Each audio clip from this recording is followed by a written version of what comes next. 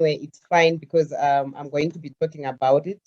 So the research that I did actually provides a critical analysis of interaction between climate change vulnerabilities, rural women's livelihoods, and the nexus between global militarism, climate change, and conflict.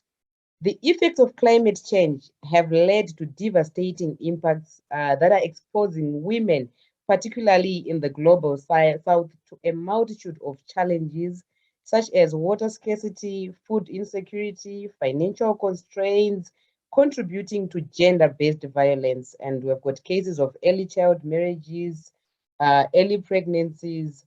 So climate change has also contributed to a shift from agriculture in the rural areas as the main source of livelihood because of water scarcity due to perennial droughts. There has been a shift from agriculture to artisanal mining as an adaptation strategy to food security in the rural communities. So the paper that I did emanates from a research that I conducted in Kwekwe district. I was looking into the rural communities that are in this district because they are in along the Great Dike. I'm sure you know about the Great Dike. This is the belt which is rich in minerals. So due to the failure of agriculture, most of these rural communities have actually adapted by conducting artisanal mining activities. But however, this adaptation mechanism is not fully benefiting women because there is a lot of conflict when it comes to who have got access to the mining sites, who has got access to the sites which are rich in mineral ore. So as a resultant, there is a use of small arms, light weapons in the sector, which is leading to the exclusion of women. And these small-scale mining activities are also contributing to environmental degradation, deforestation due to logging of trees because they are not professionals. So they log down trees so that they can use these trees as to shape the shafts that the mining shafts that they have. And some of them are actually conducting alluvial mining, which is leading to the siltation of rivers. And I'm sure you know that most rural women, they rely on rivers as their chief source of water. So when these rivers now are being affected by their mining activities, it leads them to water scarcity and they don't even have water for their domestic chores, which means that women are most affected because in our African culture, I'm sure you are aware that it is the role of women to ensure that there is enough water in the house. And then they have to travel long distances to look for water, of which they are not safe because while traveling these long distances, some women are raped, and at these water sites, it's not easy for everyone to have access to water. So it's a challenge to women. So and then the other challenge is the pollution of the natural water sources by the hazardous chemicals that are being used in the mining activities. And then the other challenge that is being posed by these miners is the creation of gullies. So when they conduct their mining activities, they create gullies and they don't close their gullies after these activities. And you know that most of the rural population, they rely on livestock. So most of their livestock will go into those gullies and some of them, they die in the gullies, which is also a source of conflict for the for the rural communities. And especially if their livestock drink water that has been contaminated with chemicals, they can go to the nearby miners, and then the conflicts are very violent, and you find out that most people are dying due to these conflicts. They are not afraid of shedding blood. So that's actually it's a cycle of conflict and violence that is arising from the adaptation measures that are being taken by the rural communities in light of what is happening to their, traditional agricultural livelihoods. So while the developed world can assist in the mitigation of these challenges, you realize that trillions of dollars are being spent annually on militarism, research, and designing of new arms technologies instead of focusing on how we can attain the SDGs. So that's a challenge. Now we look at the effects of artisanal mining on women, are they benefiting from these artisanal mining activities? No, they are not benefiting from these mining activities because they are being excluded. Firstly, because of the nature of the violent nature that is in the sector. They cannot actually take part effectively because as women, you can't defend yourself violently like what most of these men that are in the mining activities can do. So that's a challenge for women. So it's not sustainable enough for them. And I also interviewed some women who actually go to the mining sites to prepare food to sell. At times they go to these mining sites, they prepare food, they sell, the miners eat their food, and then after eating their food, they don't pay them. And then in most cases, if you find women that are working on those mining sites, they are actually being used to doing, what we call as gender roles in our African context. They will be washing the ore, they will be using mortar and to crush the ore for the miners. They are not allowed anywhere near the shafts because they believe that if women go to closer to the shafts, the gold would disappear. So that's a challenge because women are being excluded from the actual productive mining activities, and they are being secluded, to the processing of the ore, of which after processing, they are not being paid. They'll be given bread, or at times they'll be given even little things as drinks so that they can go and give to their kids. But you realize that it is the men that are benefiting more from the artisanal mining activities, of which when you look at the rural women, they have got that sole responsibility of making sure that there's food in the house, which is actually a cause for concern because we've got more cases of gender-based violence where we've got issues of food insecurity and we've got issues to do with financial constraints.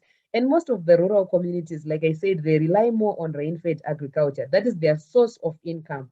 So now adapting to the artisanal mining activities, women are not actually benefiting from these mining activities, but they're just going there to find food for their families. But what about sending their kids to school?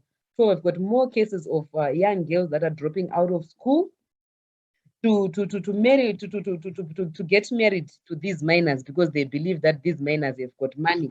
So we have got a serious case of early child marriages, and this widens the inequality gaps because as long as we don't have more girls attending school, which is their only source of alleviating poverty, so that's a challenge that is arising from these artisanal mining activities that are taking part in the rural communities. So it's actually not sustainable for women, and it's actually leading to the degradation of the natural ecosystem.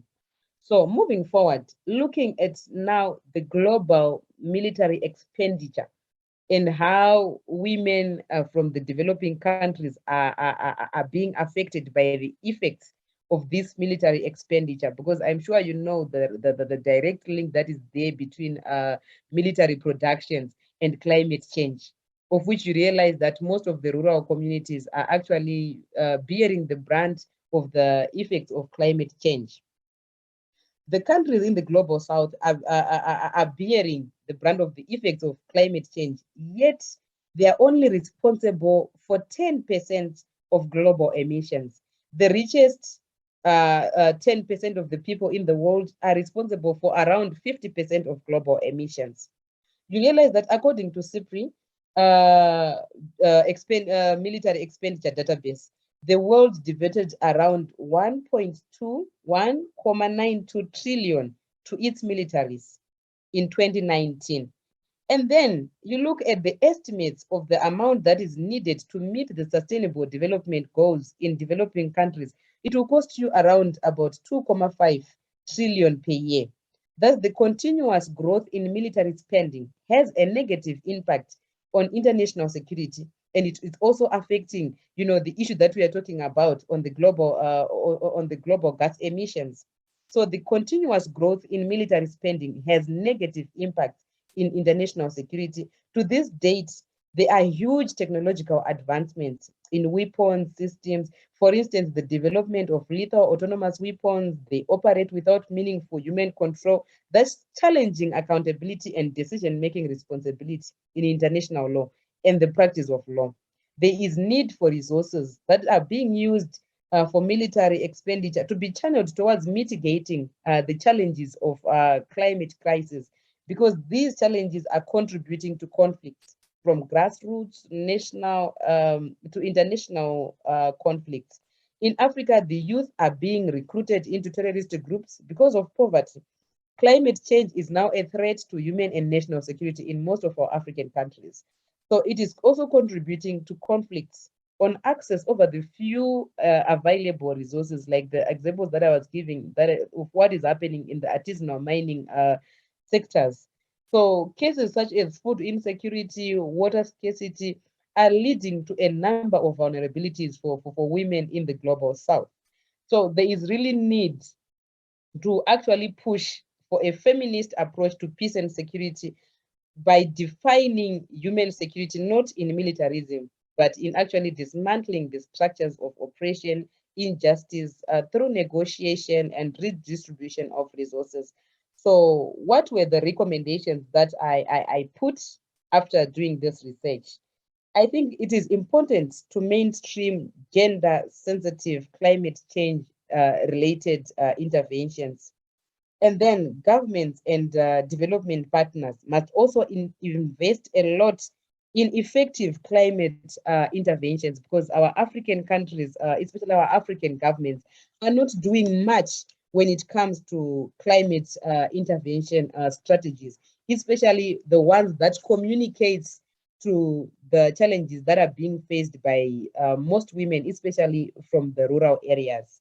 And then there is also need for capacity building, especially when it comes to grassroots communities on indigenous climate change adaptation strategies. I tell you that most of the outreach activities that we conduct in the rural areas, we discover that most of these women, they do not even know what climate change is. They don't even know the roles that they can take at community level to adapt to climate change. What they only know is that the rainfall patterns have shifted.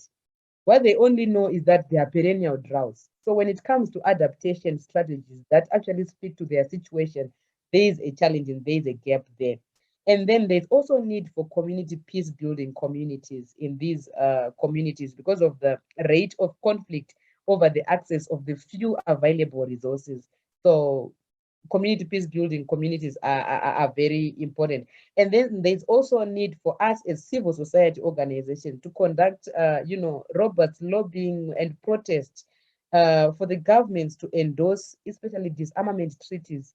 They are very critical, because I remember when I started doing work in disarmament, most of the parliamentarians were actually saying, we are talking about nuclear weapons. We do not have nuclear weapons in Africa, so this does not affect us. When you talk about, the proliferation of lethal autonomous weapons, they tell you that we do not have this in Zimbabwe, so this is useless to us. So it's really important for us as African countries to really have that need to ensure that our parliamentarians really know that there is need for disarmament and there is need for them to also take part on international platforms, because in as much as we might not have nuclear weapons, the effects of nuclear proliferations are also affecting us, and they are even affecting the women that are in the grassroots that do not even know what a nuclear weapon is. So that is it about the research paper that I did. I will share it with the organizers so that you can have the full appreciation of the paper. And I'm very sorry, I realized that my slides were not playing out. I just discovered that there's just one slide on the screen, but I hope my explanations in the presentation was clear. Thank you so much.